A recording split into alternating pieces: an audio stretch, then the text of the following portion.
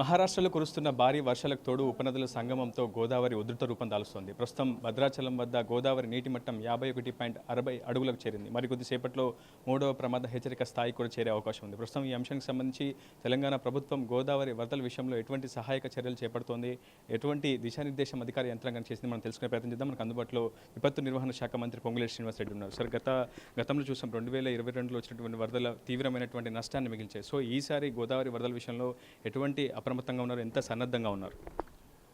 గడిచిన కొన్ని రోజుల నుంచి మన రాష్ట్రంలోనే కాకుండా గోదావరి పరివాహక ప్రాంతంలో మన రాష్ట్రానికి పైభాగంలో కూడా అత్యధిక వర్షాలు పడ్డ కారణంగా గోదావరి తల్లి ఉధృతంగా వస్తున్నది.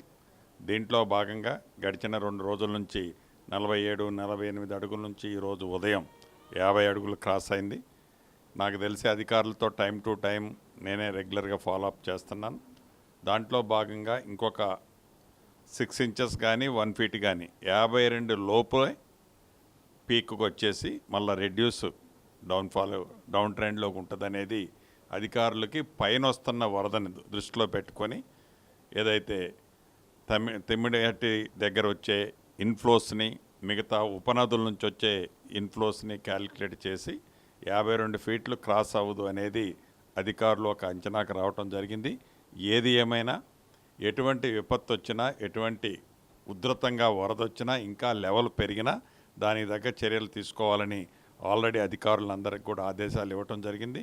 గౌరవ ముఖ్యమంత్రి రేవంత్ రెడ్డి గారు కూడా గడిచిన వారం రోజుల క్రితం ఏవైతే రాష్ట్ర వ్యాప్తంగా వితిన్ ది స్టేట్లో పడ్డ హెవీ రెయిన్స్ విషయంలో కూడా ఎక్కడన్నా విపత్తు అంటే కష్టం వచ్చినప్పుడు పోయిన ఇదే ఆగస్టు చివరిలో లాస్ట్ ఇయర్ 2024 ఆగస్టు చివరిలో కూడా ఈ ఉమ్మడి ఖమ్మం జిల్లా అటు భద్రాచలం కానీ ఇటు ఖమ్మం కానీ అదే రకంగా మహబూబాబాద్ జిల్లాలో కూడా ఉధృతమైన వరదలకి చాలామంది కొద్దిగా ప్రాణ నష్టం, దాంతోపాటు కోట్లాది రూపాయల ఆస్తి నష్టం కూడా జరిగింది. అటువంటి పరిస్థితి రావద్దని అనేక లేటెస్ట్ టెక్నాలజీతో ఎక్విప్మెంట్లన్నీ కూడా ఏర్పాటు చేసి ఒక 4-5 అవర్స్ ముందే ఎక్కడైతే వాటర్ ఇన్ఫ్లోస్ ఎక్కువగా వస్తున్నాయో అక్కడ నుంచి మన దగ్గరకు రీచ్ అవ్వడానికి మినిమం 5 to 6 అవర్స్ పట్టుద్ది.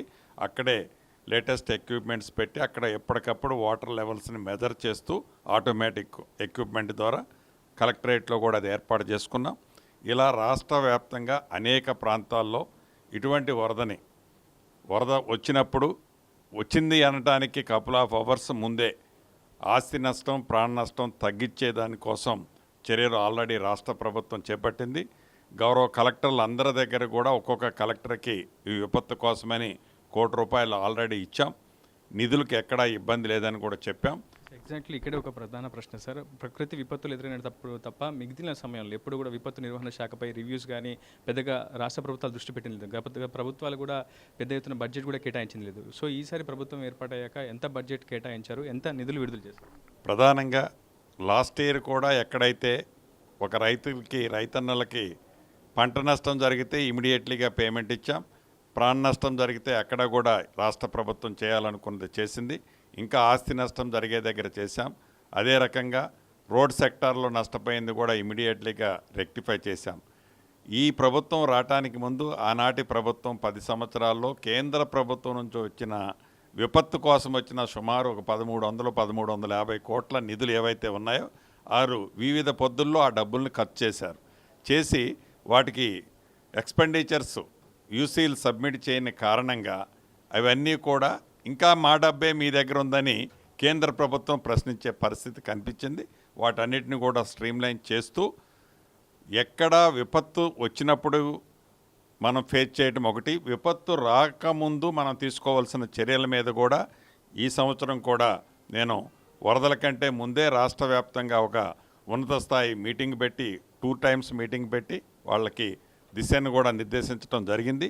భవిష్యత్తులో ఇంకా వీటి మీద ఈ రాష్ట్ర ప్రభుత్వం విపత్తు విషయంలో నిధులు ఎంత ఇబ్బంది ఉన్నా విపత్తుల కోసం నిధులు లేక ఇబ్బంది పడ్డ పరిస్థితి రాకుండా ఉండాలనేది ఆల్రెడీ గౌరవ ముఖ్యమంత్రి గారు అధికారులకి సూచించడం జరిగింది. అదే పద్ధతిలో ఈ ప్రభుత్వం ఈనాడు నడుచుకుంటుంది. భూ సమస్యల పరిష్కారం కోసం అనేక రెవెన్యూ సదస్సులు కూడా ఏర్పాటు చేశారు. ఆగస్టు 15 కల్లా రాష్ట్ర వ్యాప్తంగా పెండింగ్లో ఉన్నటువంటి దరఖాస్తులన్నీ కూడా క్లియర్ చేస్తామని చెప్పారు. ఆగస్టు 15 ముగిసింది.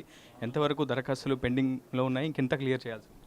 సుమారుగా 8,60,000 అప్లికేషన్లు ఏవైతే వచ్చాయో దీంట్లో సాదా బైనామాలకు సంబంధించిన 4,25,000 అప్లికేషన్లు స్క్రూటినీ చేసి రెడీ పెట్టారు.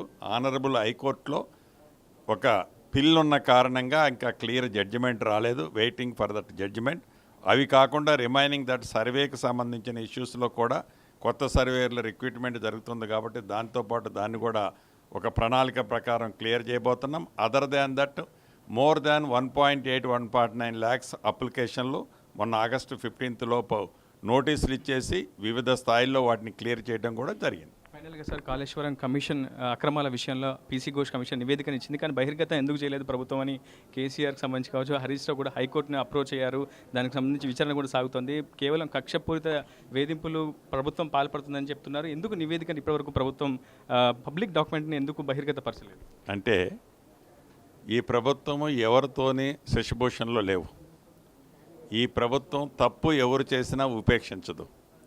ఈ ప్రభుత్వం ఏవైతే కాళేశ్వరంలో అనేక అవకతవకలు జరిగాయని అనేక మార్గాల ద్వారా రాష్ట్ర ప్రభుత్వం సేకరించిన ఆధారాల ప్రకారం ఘోష్ గారి కమిషన్ని ఏర్పాటు చేసి వారిచ్చిన రిపోర్టును కూడా పబ్లిక్గా ఏదైతే ప్రెస్ మీట్ పెట్టి గౌరవ ముఖ్యమంత్రి గారు కొన్ని అంశాలను వివరించడం జరిగింది. గుమ్మడికాయల దొంగ ఎవరంటే భుజాలు తడుముకున్నట్టు వారికి ముందే అడావుడిగా ఆనరబుల్ హైకోర్టుని అప్రోచ్ అయ్యి వాళ్ళు దానికి రిలీఫ్ కావాలని కోరటం చాలా హాస్యాస్పదం. ఏదైనా దొంగతనమో తప్పో అవినీతో ఆ ప్రాజెక్టులో వాళ్ళు చేసి ఉండకపోతే అంత ఆతృత అడావుడి పడాల్సిన అవసరం లేదు. ఏదైనా తప్పకుండా ప్రతి అంశాన్ని, ప్రతి పేజీని, ప్రతి పేరాని ప్రజల ముందుకు తీసుకొస్తాం. దాని మీద తప్పు ఎవరు చేసినా, ఎంత పెద్దవాళ్ళు తప్పు చేసినా ఈ ప్రభుత్వం తప్పుకు తగ్గ పనిష్మెంట్ భవిష్యత్తులో ఉంటుంది. Thank you sir, thank you so much. మొత్తంగా కాళేశ్వరం అక్రమాలకు సంబంధించినటువంటి ప్రతి విషయాలను, వాస్తవాలను బహిర్గతం చేస్తామని చెప్పి ప్రభుత్వం తరపున పొంగులేటి స్పష్టంగా చెప్పడం జరిగింది. ఏదేమైనప్పటికీ విపత్తు నిర్వహణ శాఖకు సంబంధించి పెద్ద స్థాయిలో బడ్జెట్ కూడా అలర్ట్ చేశాం. ఖచ్చితంగా వాటన్నిటిని కూడా ఆయా జిల్లాలకు విడుదల చేస్తాం. ప్రతి జిల్లాకు ₹1,00,00,000 చొప్పున ఇప్పటికే విపత్తు నిర్వహణ శాఖకు సంబంధించినటువంటి బడ్జెట్ అయితే విడుదల చేయబడిందని చెప్పి మంత్రి పొంగులేటి శ్రీనివాసరెడ్డి చెప్తున్నారు. ఖచ్చితంగా ప్రభుత్వం వరద సహాయక చర్యల విషయంలోనూ దానికి సంబంధించిన విపత్తు నిర్వహణ శాఖను సమర్థవంతంగా నడిపేందుకు తాను పూర్తి స్థాయిలో ప్రయత్నం చేస్తున్నారంటున్నారు మంత్రి పొంగులేటి శ్రీనివాసరెడ్డి. ఇది న్యూస్ నాయకులతో reporter Uday, RTV, Kusumanchi camp కార్యాలయం నుంచి.